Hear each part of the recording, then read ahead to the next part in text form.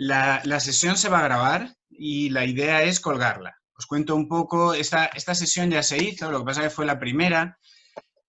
Había 100 personas inscritas y al final creo que estuvimos 60.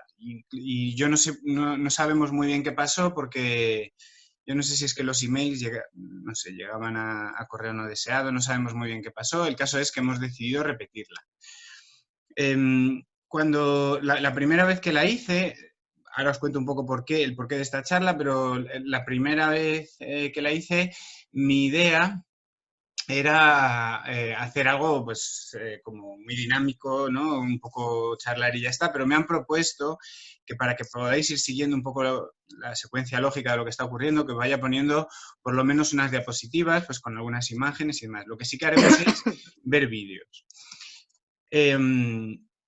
Bueno, estoy viendo a la gente que se deja ver, pero bueno, y si no los nombres, estoy viendo que está mi compañera Sabrina, está Belén, está Jorge, está Natalia, Natalí, antes he visto a Ainhoa, pero ahora no la encuentro, bueno, Vanessa, voy viendo gente, pues nada, lo primero de todo es daros 1000 gracias por estar aquí, por dedicar estos 45 minutos a la Ainhoa, ahora te veo, estos 45 minutos a compartir, y lo primero que voy a hacer en todas estas píldoras, que yo creo que no nos va a dar tiempo a hacer muchas, es enseñar mi camiseta de terapia ocupacional, porque por lo menos así cuando terminemos, o sea, mi sudadera de terapia ocupacional, así cuando terminemos, pues sabremos que lo que nos ha hablado es un terapeuta ocupacional, que a lo mejor mucha gente antes de esta charla no sabía ni lo que era, ¿no? Ahora por lo menos seguro que os vais y lo buscáis.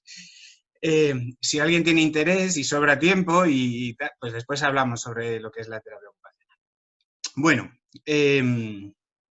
pues vamos a empezar, que ya estamos muchas, y para intentar ser puntuales, aunque siempre nos vamos unos minutos, pues vamos a empezar. Como os decía, yo lo que voy a ir haciendo es compartir la pantalla. Si hay algún problema, pues lo que os digo, activáis el micrófono, me lo decís o me lo decís por el chat. Yo tengo gente pendiente también por ahí para si hay algún error, ir informándome.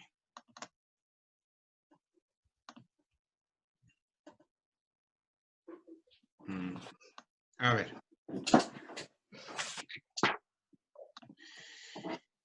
Ahora mismo lo que veis todos es la primera diapositiva, píldoras contra el aislamiento, comunicación básica con el bebé. ¿Sí? Vale, perfecto.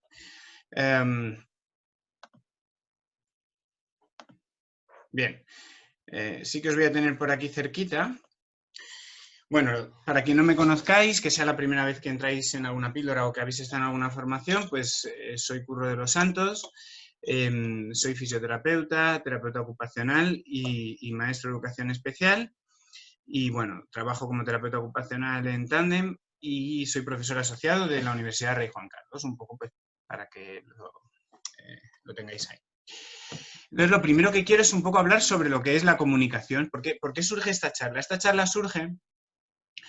Bueno, yo ahora estoy intentando profundizar en una metodología, en un modelo de trabajo en el que se da mucha importancia a toda la parte de la comunicación que no es hablada.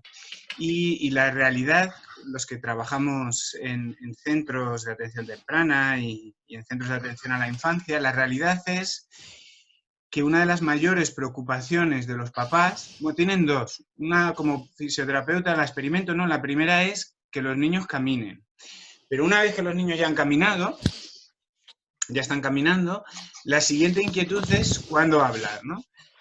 Y claro, en todo esto, ¿no? Cuando hay dificultades en el desarrollo y cuando hay dificultades en la comunicación, pues claro, genera mucha ansiedad. Genera mucha ansiedad y claro, a los padres les mantiene muy nerviosos. Entonces, cuando yo les propongo que antes de trabajar el el lenguaje hablado, vamos a trabajar la comunicación, ellos al principio no entienden muy bien de lo que estoy hablando. Entonces, tienen un poco que experimentar durante las sesiones como un proceso... en el que redirigen la mirada o en el que hacen como una transformación cognitiva sobre lo que pensaban que era la comunicación. Y a veces ni siquiera esto se comprende. hasta el punto de que sí que ha habido, no nos ha pasado con una familia, pero sí que ha habido un momento, nos ha pasado con muchas, que ha habido cierta resistencia, y con una familia nos ha ocurrido que no entendía el modelo de trabajo y entonces le recomendamos pues irse a otro centro, ¿no? Lo que ocurre cuando hay un trastorno en el neurodesarrollo que afecta a la comunicación y más en concreto a la comunicación social, es que los procesos del habla y del lenguaje pueden estar afectados, pero están afectadas muchas otras cuestiones relacionadas con la comunicación que son previas a este habla y este lenguaje y que además son el soporte, son el sostén para que esa comunicación más adelante sea una comunicación funcional. Por ejemplo, muchos de los niños con los que trabajamos sí que tienen habla y tienen lenguaje y llegan a la sesión y, bueno, suelen empezar tarde, suelen empezar a los 2,5, a los 3 años, han dicho pocas palabras y entonces los padres están muy contentos porque ahora pues hablan muchísimo y es normal, quiero decir, es un punto fuerte que un peque tenga una explosión de lenguaje y que muy rápido, en muy poquito tiempo, avance en toda esta parte de la comunicación del habla. Pero, por ejemplo, llega a la sesión de terapia ocupacional y se pone a hablar sobre a lo mejor un texto o un capítulo de un programa que está viendo. Sin embargo, cuando me pongo a hacer juego paralelo con él, me cuesta muchísimo que haya interacción. Tengo como que arrancársela, ¿no? Tengo que quitarle esta parte de interacción. Entonces, claro, estamos muy contentos porque hay lenguaje, pero ¿qué pasa muchas veces cuando hay problemas en la comunicación social? Que este lenguaje no es un lenguaje interactivo, un lenguaje en el que tengamos en cuenta a dos. Os pongo otro ejemplo. Uno de nuestros peques, al que queremos muchísimo, que nos chifla, que lleva con nosotros desde que abrimos prácticamente, es un niño que tiene un CI de 130, 140, hace mucho que no lo medimos, ahora mismo no sé dónde estará. Es imposible mantener una conversación con él porque él está absolutamente focalizado en su monólogo y tiene un lenguaje hablado maravilloso. Sin embargo, toda esta parte interactiva de mirarme, de ver si me está interesando, yo hay veces que le doy la espalda y me pongo de brazos cruzados y él no se da cuenta, no percibe esto, ¿no?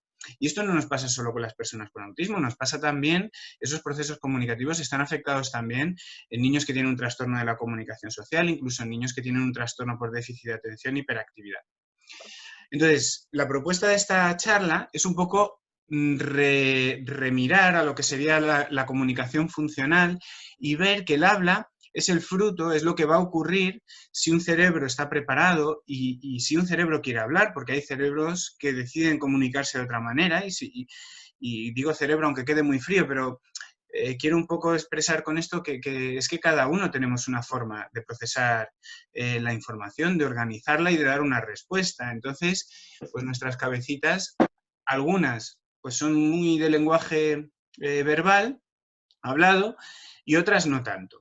Y hay gente pues, que es más introvertida, hay gente que prefiere utilizar otras vías de comunicación, hay gente que expresamos mucho con el cuerpo, con las manos, por lo que sea, y cada uno nos comunicamos de una forma distinta. Entonces, sí que es importante que todas esas funciones comunicativas y sobre todo comunicativos sociales previas al habla, dediquemos mucho tiempo a expandirlas, dediquemos mucho tiempo en las sesiones de terapia, en nuestra casa con nuestros hijos, a desarrollarlas, porque veremos que hay cuestiones que son claves, por ejemplo, para generar una relación entre la comunicación y la emoción, una relación entre el otro, lo que yo quiero expresar y lo que el otro está recibiendo. Y esto al final habla de habilidades, habla de competencias que son muy importantes hoy en día, ¿no? Como es la inteligencia emocional, como es la empatía, como es interpretar, ser capaz de interpretar lo que el otro está sintiendo y no ya ser capaz de interpretarlo.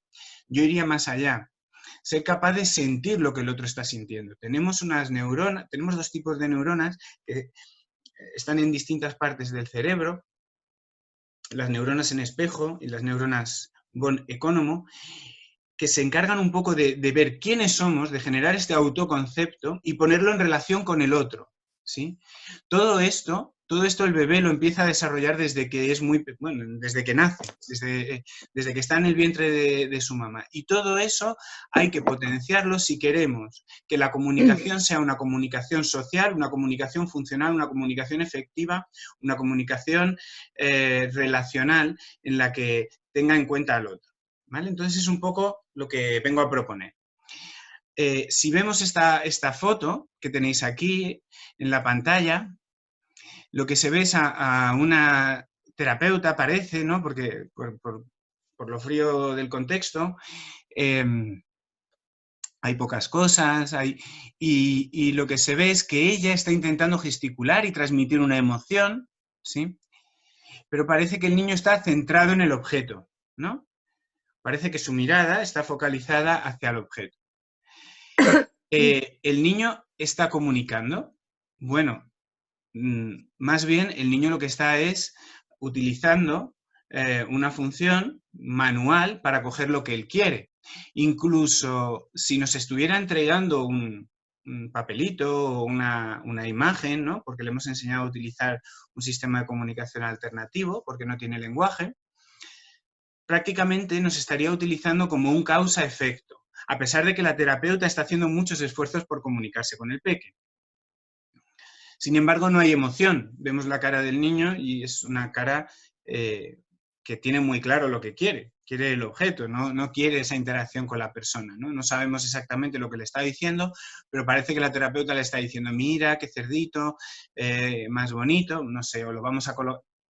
Está intentando transmitir con su mirada, con sus gestos, información. Sin embargo, el niño está centrado en lo que...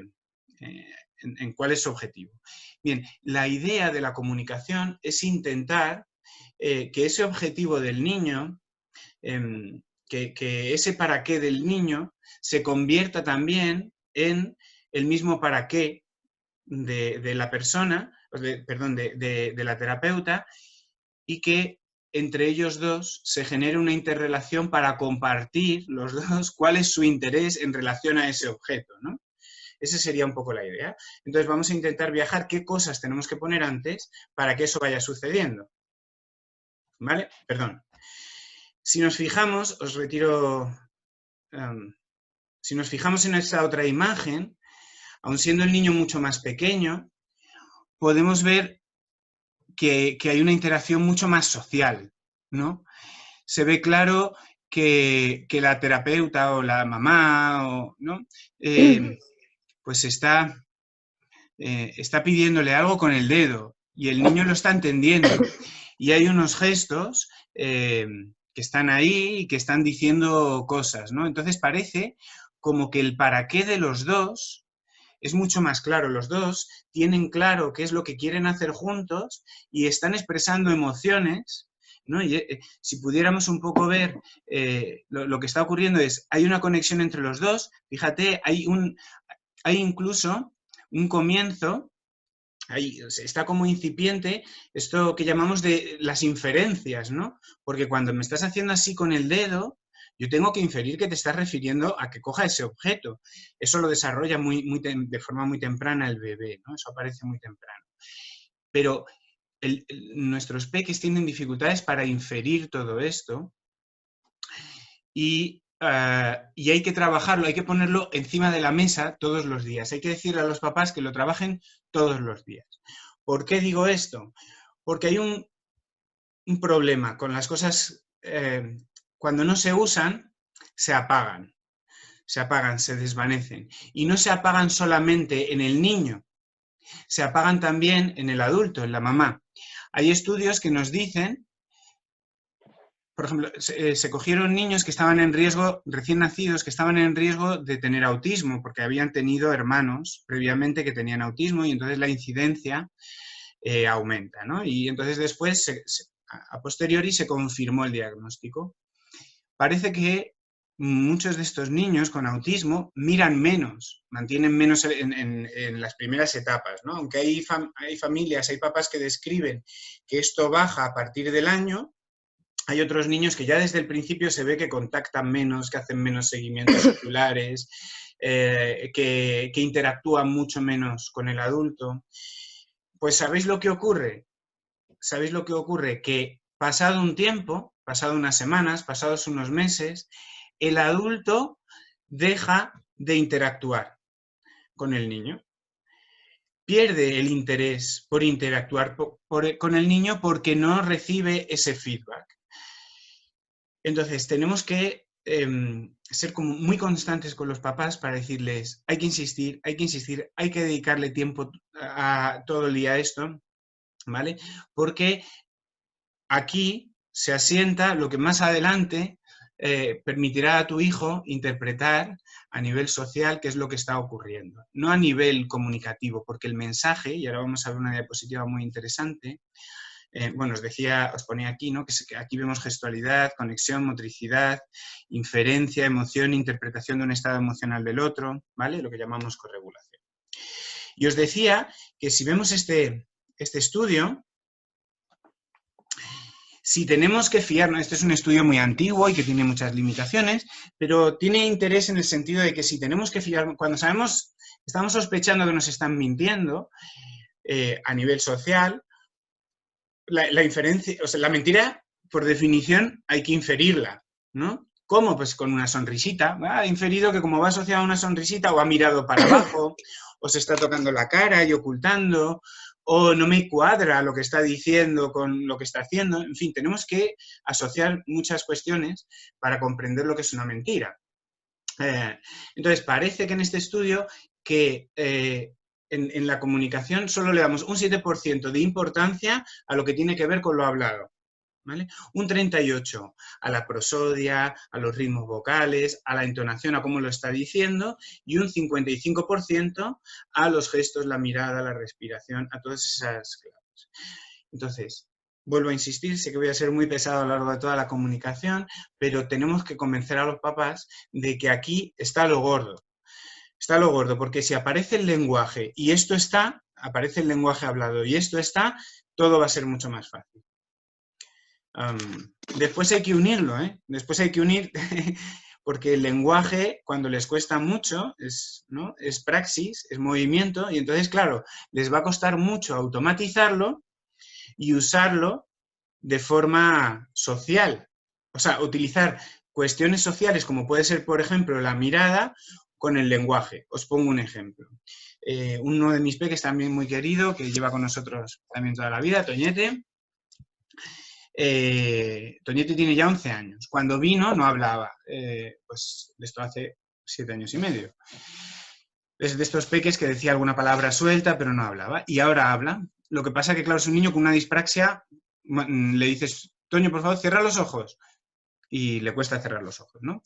Tiene muchas dificultades para articular, con lo cual no automatiza esos procesos. Entonces, Toño sabe que cuando estamos hablando, me tiene que mirar, y lo ha aprendido, y lo hemos ido entrenando, y se ha ido trabajando. Él, si nota que yo hago un silencio más largo, me mira. Sin embargo, cuando me habla no puede mirarme. Y entonces yo lo comprendo, porque mirarme, que es algo motor muy complicado, que es fijar su cuello, su tronco, sus ojos, mirarme a la vez que tiene que procesar el mensaje y que articularlo, es muy complejo. Pero de vez en cuando, él sí que monitoriza, sí que gira su cuello, gira su mirada para ver si él está interactuando conmigo. Es decir, de forma intuitiva, él sabe que lo tiene que hacer, aunque le cueste. Esto es un poco la idea. A nuestros peques con dificultades en el desarrollo de la comunicación social, puede ser que haya procesos que les cuesten más y que no automaticen, pero por lo menos que los hayan ido trabajando para que los puedan activar en la mayoría de las situaciones, ¿vale? Entonces, la idea es hablar de una comunicación en la que vamos a hablar de regulación y corregulación, ahora veremos lo que es esto, de intención hacia el otro, de comprensión de la mente del otro, ¿vale?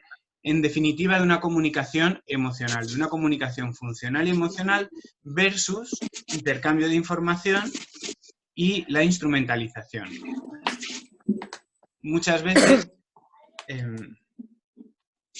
cuando vienen nuestros peques, solamente nos utilizan para para conseguir algo de nosotros, para que les abramos, para que les demos volteretas, para que juguemos con ellos.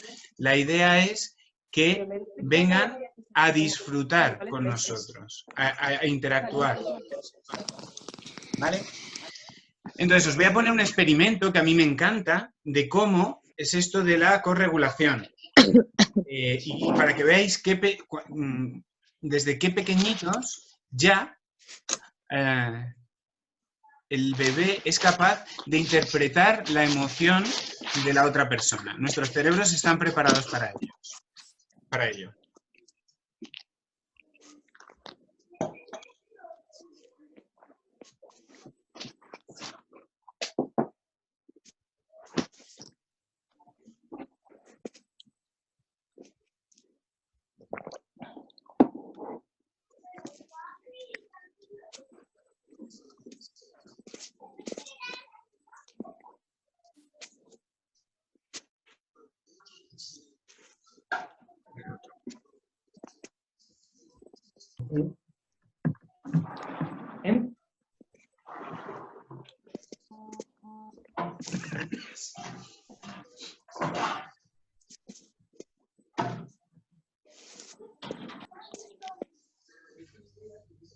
Fijaos, le estaba haciendo bromas y el niño corregulaba. Ahora el niño no entiende qué está pasando. Mira a ver, le hace una broma, a ver cómo responde ella, intenta llamar su atención, atención conjunta.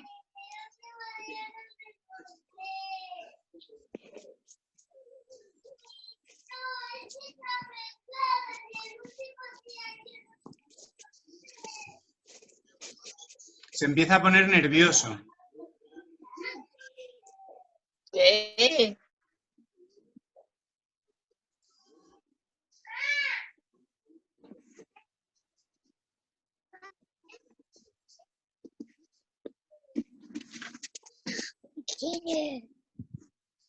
Toma. ¿Veis?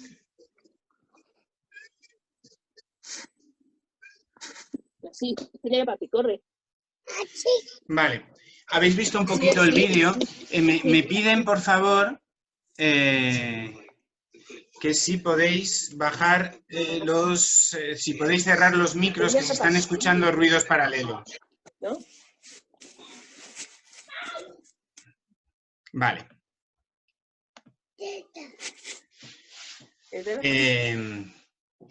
Sí, bueno, acabo de ver el chat, perdón, que como estaba compartiendo pantalla no lo veía y me decís que hay muchas TOs, Sabrina nos conocemos, Elena Manzanetti yo creo que también.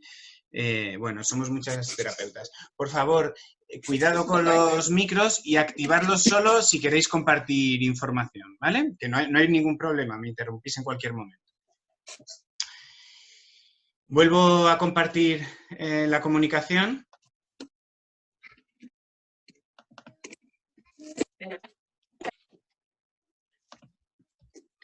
Vale.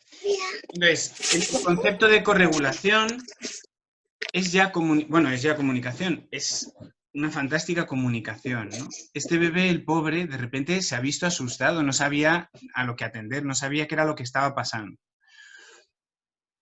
Y esto es un poco lo que decíamos con el anterior estudio. ¿Alguien quiere decir algo? Vale, perdón.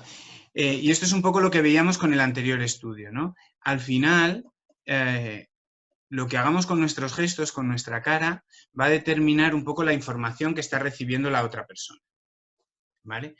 Si no nos va a dar tiempo porque no quiero pasarme mucho de la hora, pero si viéramos un poco, la primera comunicación es sensorial, ¿no? En este caso era visual, porque de repente estoy interpretando que qué está pasando con estos gestos. Ahora hablaremos también de los gestos. Pero la primera comunicación es gestual. ¿Cómo un bebé se encuentra más a gusto y está tranquilo cuando su madre lo toca, lo acaricia, lo mece, le habla, pero le habla porque no, evidentemente no interpreta las palabras, pero el tono de voz, ¿no? El timing, todo eso que va antes de interpretar el lenguaje hablado, todo eso ya le está dando información, una información de te quiero, ¿no? Y esa sonrisa de la madre pone una emoción. Lo bonito de todo esto es, desde la atención a la acción, ¿no? Al objetivo, y meter en medio la emoción, ¿no? Esta sería un poco la clave. Entonces, los estudios con el tacto y con otros sistemas sensoriales nos dicen que los niños que reciben tacto y comunicación sensorial y que corregulan con la otra persona, después van a tener mejores competencias en habilidades sociales que el resto de niños, ¿vale? Entonces, ¿qué estrategias podemos utilizar? Y os voy haciendo algunas propuestas, ¿vale? Pues una de las cosas que yo hago para la regulación, lo que pasa es que no he podido poneros un vídeo un poco cerrado, es bailar con mis hijos, pero bailar comunicando, ¿no? Esto que llamamos danza contact, improvisación, no sé si lo conocéis, es una forma de danzar, es danza contemporánea, en la que uno y otro tenemos que mirarnos, yo te miro primero, tú me miras después, ¿no? Jugamos a esto de te miro y a ver quién se ríe primero, eso ya es contactar. Después tenemos el contacto de un dedo, después de una parte del cuerpo. Entonces os voy a poner un vídeo para que veáis un poco qué cositas podéis hacer con vuestros hijos, con vuestras hijas, para generar comunicación funcional, emocional, desde el movimiento, desde el tacto.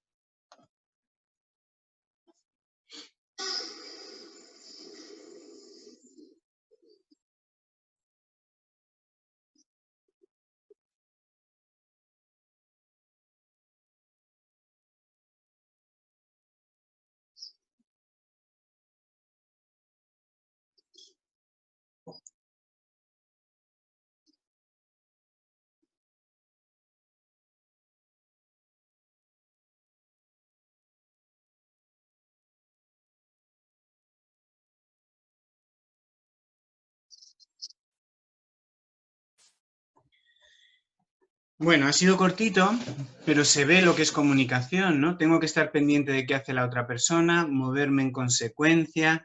Ha habido un momento donde uno ha llevado la iniciativa, ha habido otro momento donde ha sido otro quien la ha llevado. Esto es importante. Esto, por ejemplo, cuando hablamos de niños con trastornos por déficit de atención e hiperactividad, o a veces lo que decíamos antes, ¿no?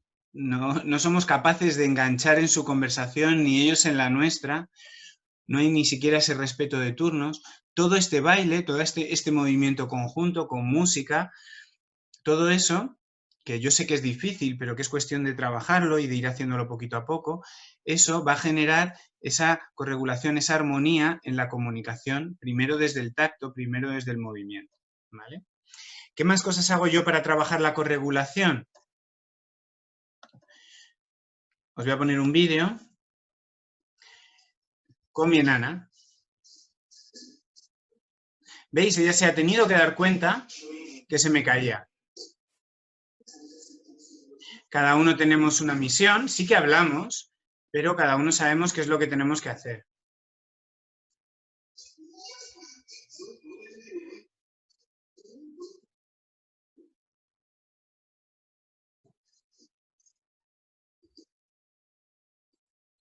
Hacemos cosas juntos, en este caso con un objeto.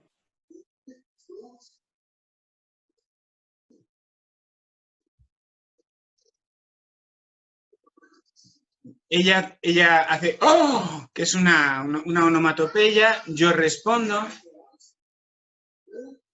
yo levanto y ella lo mueve.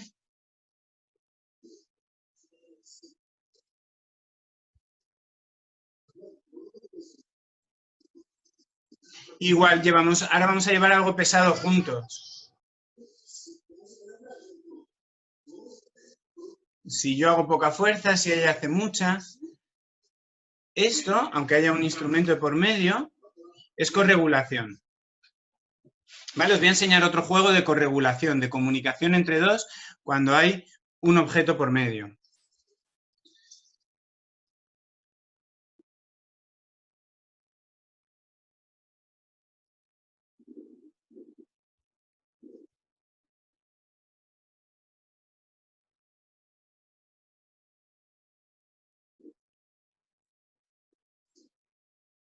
estamos cambiando el rol y ahora ella me tiene que echar a mí. Si os fijáis, yo lo voy moviendo y ella tiene que estar pendiente. Ahora, para hacérselo un poquito más difícil, yo le he añadido el ya y he puesto mi mano. Y ahora solo voy a poner la mano. ¿Vale? Entonces, sin mucho lenguaje, necesitamos estar constantemente comunicándonos. Estos son solo dos ejemplos, ¿vale? Dos ejemplos de cosas que podéis hacer para corregular, para comunicaros con vuestro hijo sin necesidad de utilizar todo el tiempo lenguaje verbal, sino hacer una comunicación funcional, ¿vale? La comunicación tiene también un proceso, hemos hablado de corregulación. Corregulación implica el tacto, estar emocionalmente unidos, estar a gusto el uno con el otro. Se puede hacer, si queréis, una píldora solo de corregulación, ¿no? Pero también la comunicación es atención, es un proceso de atención y de atención conjunta y de intersubjetividad, ¿no? Entonces también os voy a poner algún vídeo para que veáis. Es verdad que mi peque pues, no tiene dificultades, pero en los terapeutas, en las estimuladoras, sabemos muy bien cómo arrancar un poquito toda esta parte de atención conjunta y de triangulación. Os voy a poner un ejemplo donde se ve todo un poco, ¿no? Se ve la función de íctica, se ve la mirada. Bueno, esta es la segunda parte.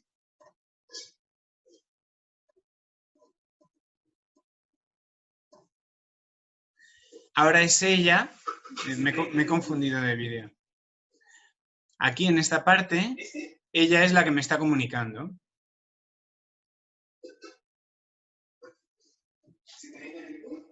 Yo lo que hago es que una actividad que ya saben hacer ellos, lo que hago es que me necesiten para interactuar. Ella está acostumbrada a poner, ¿veis? Me equivoco para que me tenga que comunicar, para que me tenga que decir que no. Esto es todo espontáneo, ¿eh? No la he entrenado en nada de esto. Dejadme un segundito, voy a buscaros el otro vídeo.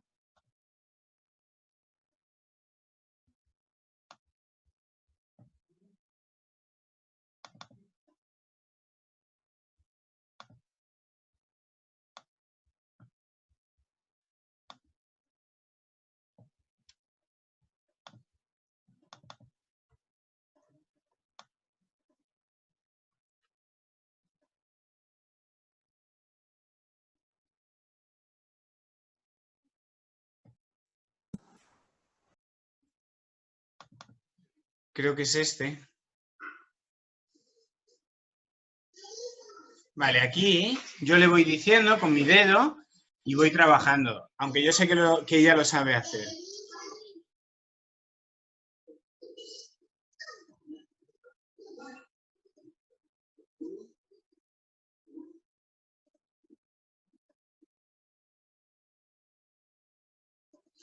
Yo esto, cuando lo estoy trabajando en terapia, al principio lo que hago es que me pongo un puntero láser para que haya una consecuencia entre hacia dónde va mi dedo y qué es lo que estoy señalando. A veces utilizo una pica, que es la prolongación de mi dedo. Se puede trabajar de muchas formas. Lo trabajo a oscuras y utilizo mucho una luz sobre mis ojos para que se fije en la luz sobre mis ojos. ¿Veis? Le digo lo que quiero con mis ojos y si no lo comprende, saco el dedo, lo saco desde la mano, perdón, desde la cara.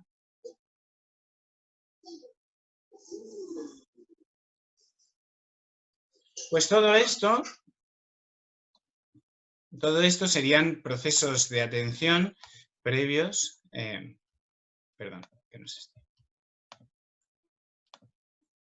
previos a la comunicación. Uy.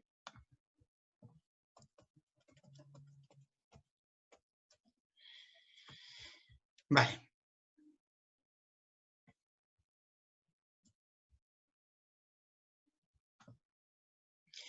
Ahora quiero que veáis, porque comunicarse también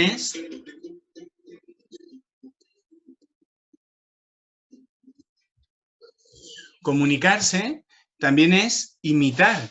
Y imitar es entender los gestos del otro. Esto, por ejemplo, las personas que tienen dispraxia tienen muchas dificultades para interpretar el movimiento en su propio cuerpo. Dispraxia, un trastorno del desarrollo de la coordinación. Las personas con autismo, muchas también tienen un trastorno del desarrollo de la coordinación. Tienen dificultades para interpretar el movimiento de su cuerpo, para interpretar cómo gesticular, ¿no? Por eso decimos que a veces no les podemos interpretar lo que nos quieren decir. Y esto parece, por estudios, que está directamente relacionada con la activación de neuronas en espejo y de áreas, tanto los gestos de las manos, ¿vale? La gesticulación con las manos como los de la cara, está relacionado con las neuronas en espejo y con la interpretación de las emociones y de las intenciones del otro, ¿vale? Ahora después os enseño los estudios.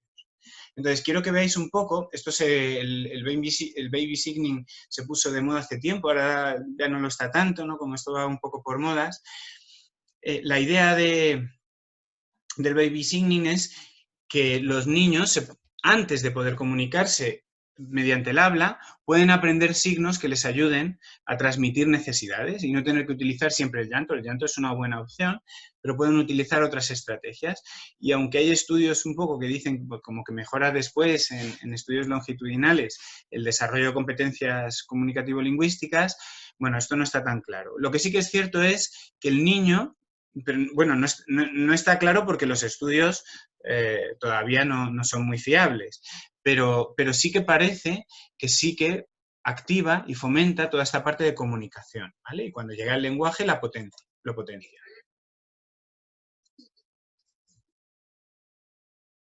Aquí se ve cómo lo está imitando, cómo se lo están enseñando y cómo lo está asociando.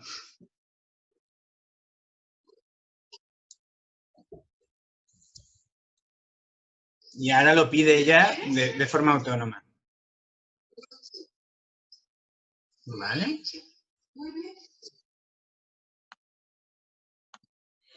Entonces, trabajar la praxis, la imitación, entender el para qué de la imitación, ¿no? Unirlo a las emociones, gesticular mucho, ¿no? Todo esto va a favorecer que después haga una interpretación emocional y social de lo que está ocurriendo. ¿Vale? La forma de hacerlo, la forma de intentar organizarlo es, primero, tenemos que meternos en su mundo.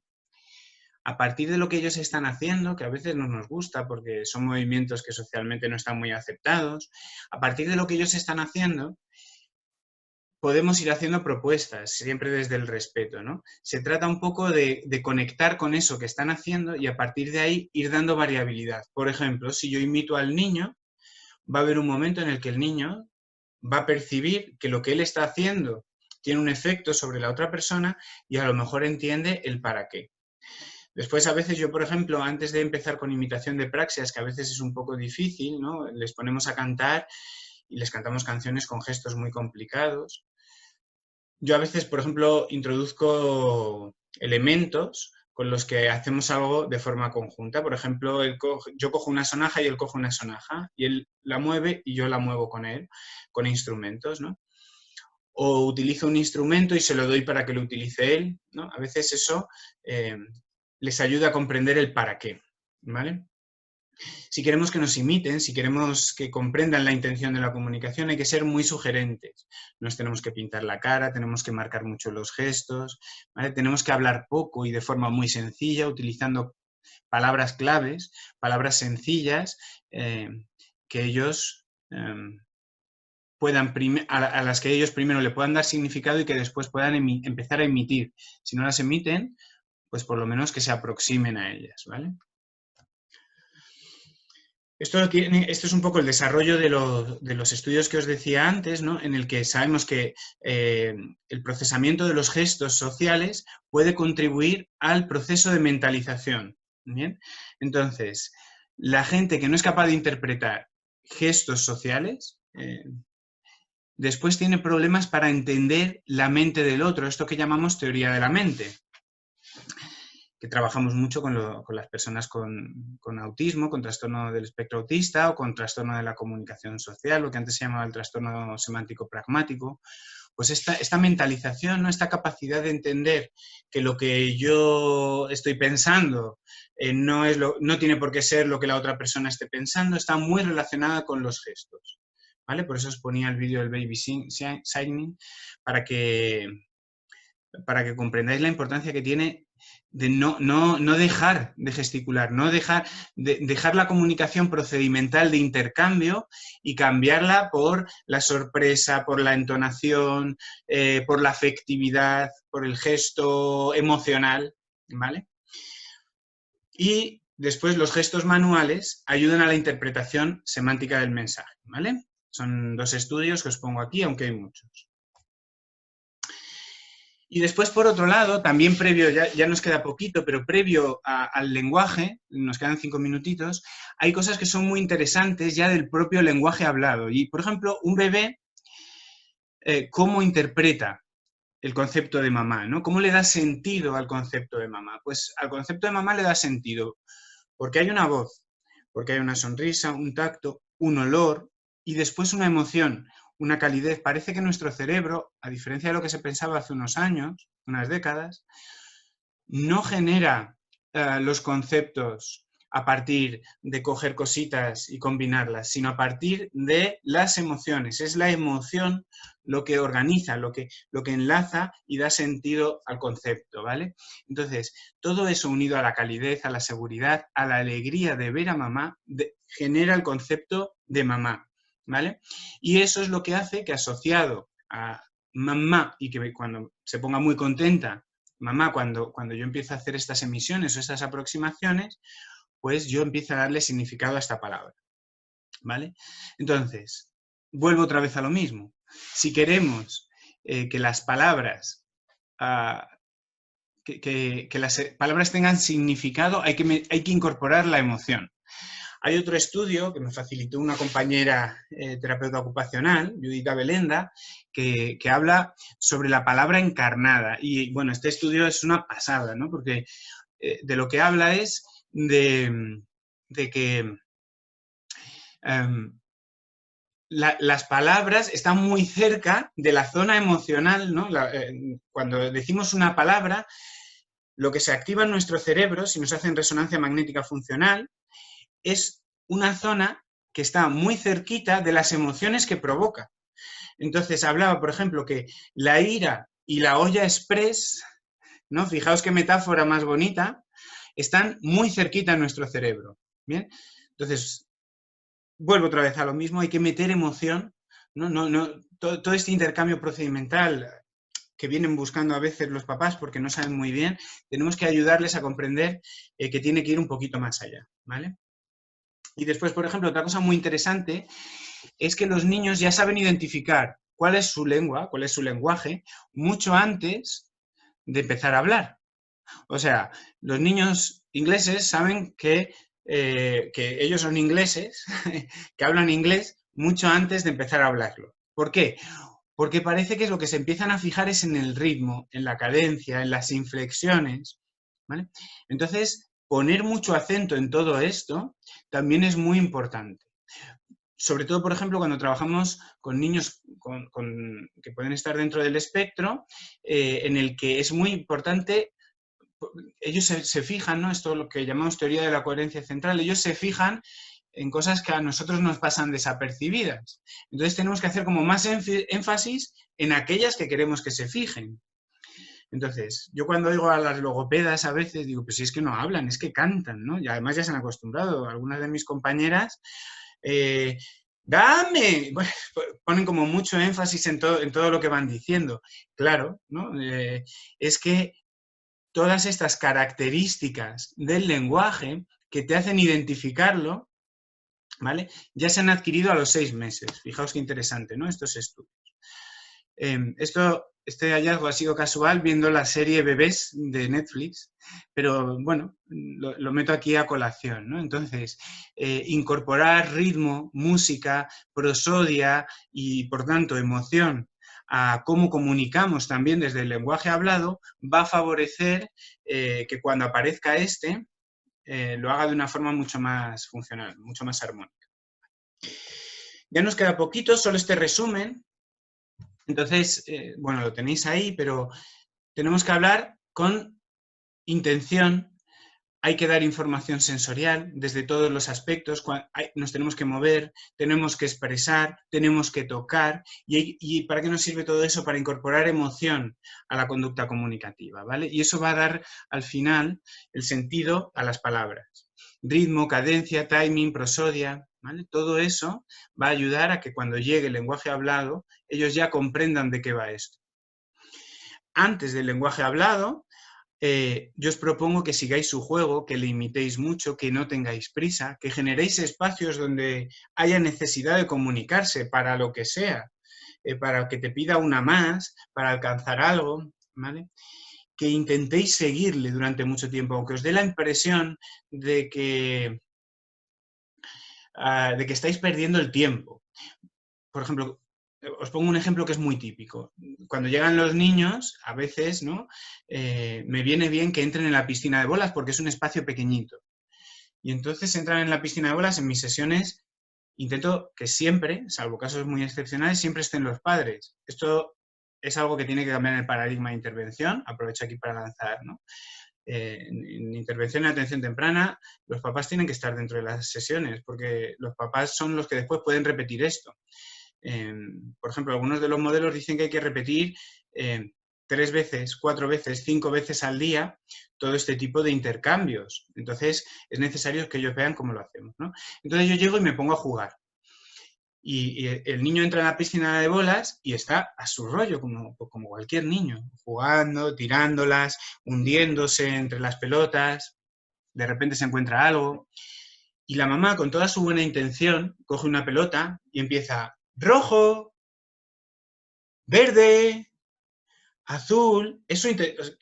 ¿Pero qué es lo que está haciendo al niño? No es ya que no le siga, es que le saca de lo que realmente tiene sentido para algo absolutamente inconexo, que es que describa una cualidad que no sirve para nada, porque saber cuál es el color de los... Bueno, sirve para cuando ya conduzcamos, ¿no? Pero en ese momento vital no sirve para mucho.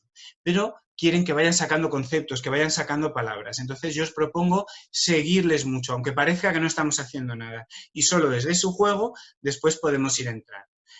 Una vez que le estamos siguiendo hay que emocionarse, hay que seguirles con la mirada, hay que robarles la mirada, hay que tener todo el rato presente, estoy conectado, estoy conectado, este es el mensaje que todo el tiempo tiene que haber, ¿no? Y a partir de ahí trabajar desde el cuerpo, desde el movimiento, desde la praxis, desde la música, porque todos esos datos organizados hacia la emoción van a hacer que el peque quiera comunicarse. Bueno, pues un poco esta era la comunicación.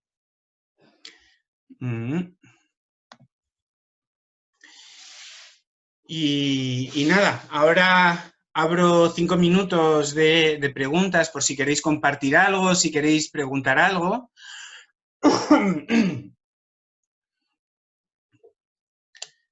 No sé, si muchas seguro que ya estáis acostumbradas a trabajar desde un enfoque similar, pero no sé si os ha generado, qué os ha generado, si os ha removido algo, si jugáis así con vuestros hijos.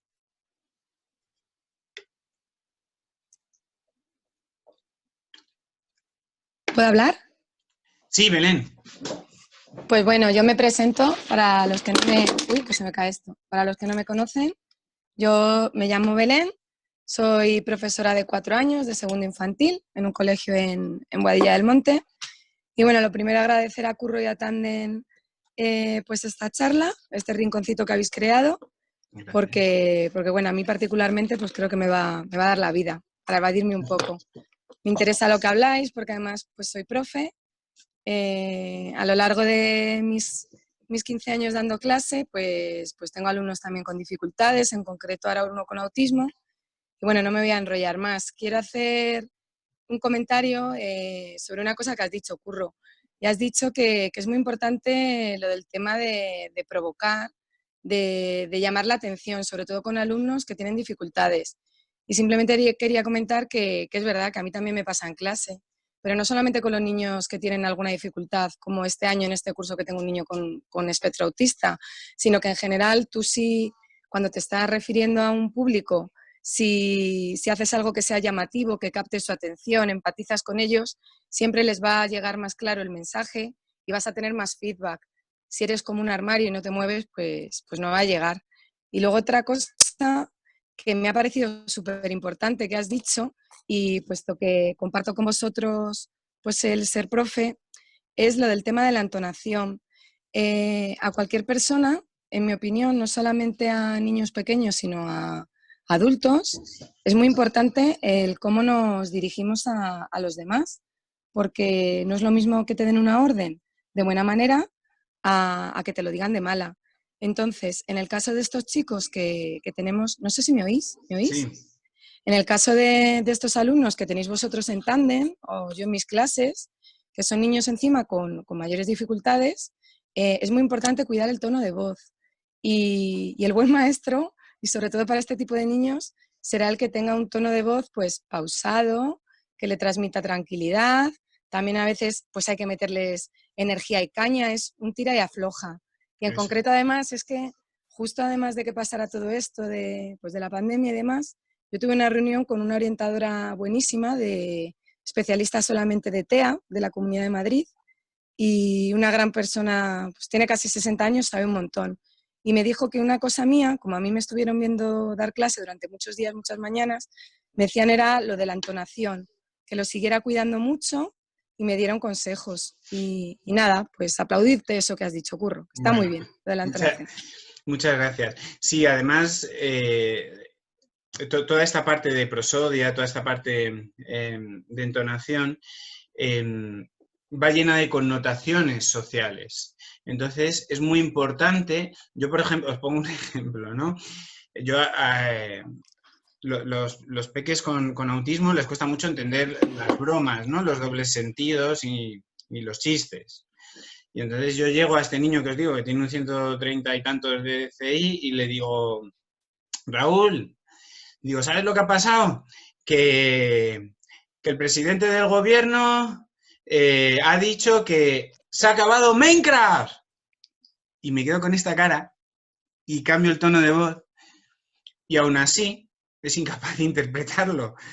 Bueno, no sé si lo interpreta o no, ¿no? Pero ya estás, que no, que eso no puede ser, ¿no? Quiero decir, estoy intentando exagerar muchísimo lo que está ocurriendo, él tiene capacidad para entenderlo y sin embargo todavía les cuesta mucho, con lo cual efectivamente hay que cuidarlo mucho y hay que poner mucho énfasis y trabajarlo mucho, ¿vale? O sea, es importante que sobre todo en esas primeras etapas de desarrollo lo expandamos en la base, o sea, que lo pongamos ahí, que lo trabajemos de forma explícita. Perdón, claro, hay gente que no tenéis micrófono. Dice Elena Manzaneque, perdón, Beatriz, si te sirve mi respuesta, ¿de qué te sirve que el niño realice actividad, se comunique o conecte, consiga el objetivo en tu sala, en tu sesión, a la hora concreta de la semana? Vale. Ah, vale, perdón, sí, es que Beatriz hace una pregunta antes, perdón, y dice que si que estén los papás dentro no puede ser un elemento distractorio. No, rotundamente no y 1000 veces no. Perdón por ser así de... lo puede ser la primera sesión, la segunda, la tercera, la quinta sesión, pero los padres... Bueno, estoy viendo aquí alguna mamá. Hola, Ana.